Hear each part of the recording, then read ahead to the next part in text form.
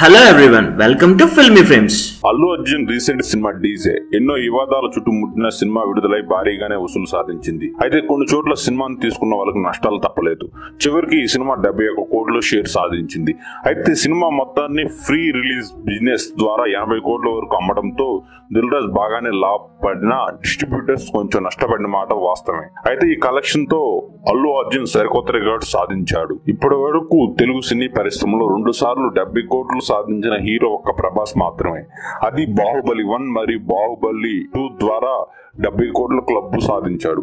ఆ తర్వాత అల్లు అర్జున్ మాత్రమే సరైనోడు, డీజే సినిమాలతో 70 కోట్ల క్లబ్ సాధించిన హీరోగా రికార్డు నెలకొల్పాడు. రామ్ చరణ్, ఎన్టీఆర్, పవన్ కళ్యాణ్, చిరంజీవి, మహేష్ బాబు లాంటి అగ్ర హీరోలు ఒక్కసారి మాత్రమే 70 కోట్ల క్లబ్ లో జాయిన్ అయ్యారు.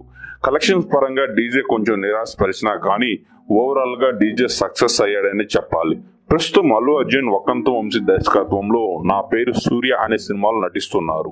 ఈ సినిమాని వచ్చే ఏడాది ఏప్రిల్ 27న విడుదల చేయాలని ఆ చిత్ర నిర్మాతలు భావిస్తున్నారు. ఈ వీడియో మీకు నచ్చినట్లయితే లైక్ చేయండి, షేర్ చేయండి. మరిన్ని గాసిప్స్ కోసం సబ్స్క్రైబ్ చేయండి.